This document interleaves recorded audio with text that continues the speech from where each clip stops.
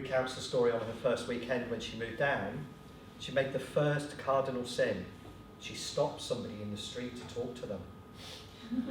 The second thing was she asked them, where's the nearest tourist information, because I want to know what's going on here. The response from the local was, tourist information? What the bloody hell do we want tourists for? That's why the M1 goes down that side and the A1 that side. Nobody ever comes to Northampton. And the final bit is about being the best place to start and grow a business. Now, the thing about those 4 challenges is they are so broad, really. We don't define what we mean by flourish and grow. We don't define what we mean by health and well-being. So we leave it as a really open conversation with our partners, but also with our students and staff and people within the community. I won't say we've got it right. I don't think there is a right in this. I think it's a journey that a lot of universities are on. I was just saying to Martin earlier, I just got back from Iceland, where they're looking to restructure all of their universities, all 4 of them, to be social innovation universities. The same is happening in Poland, in France, in Germany, in Southeast Asia. It's a movement that's happening across the globe.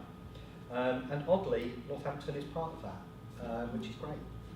So that's all I really wanted to say. You know, we don't, at Northampton, we build social enterprise in as part of the ecosystem. It's for our students, it's in the curriculum, it's extracurricular. For communities, it can be research, it can be investment, it can be engagement with our students. But the key focus here is around our change maker ethos, which is actually this is all about effective, positive social change within those communities. I'm slightly overrun, but any questions, observations? You mentioned the children, the key stage 2. Yeah. So what we've done is, because we've got a school of education, we've worked with them. The work we did around defining level 4 learning outcomes. We worked with our school of ed to define it down to key stage 1 and 2. So, and we developed something called the Changemakers Student Award, which is a student and a school can get a Ruby, Emerald and Sapphire Award, yeah, by just they identify something that they want to do as a project together, they write about it, they draw pictures about it, but more importantly, they do it and then reflect on what they've learned. So an example would be one of the schools in Northampton was celebrating their 40th year, and the head teacher gave a certain class the task of working out what they would do to celebrate that. So what they decided to do, because one of them came in and said, my mum and dad used to come to this school, was they found out all the people in the locality who used to go to that school, gathered oral histories about the school, brought them into the school. They shared photographs, they created posters, they created a visual display of the development of the school. They even found film footage of it being built. But then, as part of that community, the children and the community decided that they wanted a piece of the ground to turn into a community commemorative garden. And they work on that now, bringing the community in, and everybody shares that space, which is just brilliant. The children, when they came in for their walk, could talk about how they worked as a team, how Celia, she was really bossy, but being bossy is being a leader, isn't it? And stuff like that, but we're bringing the community in to talk about how it enabled them to reconnect to their past and overcome some of the barriers between the generations. So on one level, it's a simple award that they do within the curriculum, but the other bit is about actually that citizenship that comes out of it and that connection with the community. I worked at a new university, to be fair, for 21 years and survived that just about. And then ended up in a role in WEA. And because I'd read stuff by Tawny, and I was very moved by it. WEA seems to have moved on a bit, or back. But Tawny talked about his experience of being, I think, at Oxford, and then doing adult education. Yeah. And what he found was the students would turn in more than he was turning out. And actually, he found that adult education was a process of, cooperative learning or a dialogue. Exactly. And it's that, so the university isn't necessarily a repository of all the knowledge. It's got a good place for organising stuff, but actually the knowledge may be out there. Absolutely. So how do you establish those sorts of... It's a really good question. as part of the development here, we're building a brand new campus a little way down the way.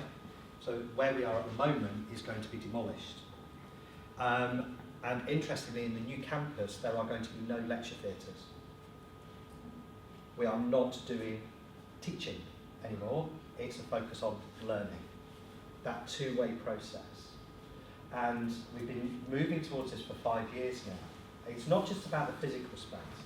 It's about trying to work with lecturers to move that paradigm, which is, I'm the lecturer, I've got all this knowledge, you sit there and listen, and what Freya would talk about, the banking model of teaching. That actually, in most cases, these days, the teacher, or the lecturer and the student are on a par with each other. But more often than not, because of the internet, the student knows a damn sight more than you do. So how do we facilitate spaces where that dialogue happens? How do we develop new teaching models where a student can go away and do the research, bring that research into the space, or for our students in particular, because about 70% of our students come from what would be termed widening participation backgrounds, so first generation students or areas of deprivation, that type of thing, enabling them to bring their lived experience into the classroom. Now, we're doing a lot of work through the Higher Education Academy to look at how that model works. We're doing a lot of curriculum redesign work. There's a lot of CPD going on, but the direction of travel is that. One, for instance, really upset my boss and everybody, but I thought it was really productive in hindsight, was I worked in engineering, and we sent engineering students, design engineering students, into a mental health project on an allotment. Yeah. So all the certainty and structure of the university was gone. Yeah. And they found the world was very different, actually, in that space. And I've got a feeling they learnt more through that dialogue, because these students ended up coming back after their exams to finish this project, which they didn't get any marks for. They did it because they wanted to. Absolutely. And I think it was that, so they were learning from the different contexts, the different experience. And we've got lots of examples of that. I mean, the beautiful one for me was design students didn't get how social enterprise could work in design. So we arranged a partnership with Age UK to take our students into an Age UK day centre and to change the assignment. The assignment was to design a household implement. We changed it to design independent living into an existing household implement. And I'll never forget that the students were sat there with their iPads with an app that did all this whizzy stuff. And this little 89-year-old woman sort of looked over like that. And the student, not patronisingly, went, "This is an iPad." And she went, "I know, love, I've got the iPad 1, I've got the iPad mini." And she'd got them because her grandchildren lived in different parts of the country, in different parts of the world. So she was then showing her friends how to FaceTime. That student contacted the local Apple store and got them to donate an iPad for everybody in that day centre. The local GP started doing virtual wards. And it was the student, after they came back in and did their assignment, took that on to see how they could develop it. And it's really powerful. The student, what happens to that student is phenomenal. That's been really interesting. Okay, thank you.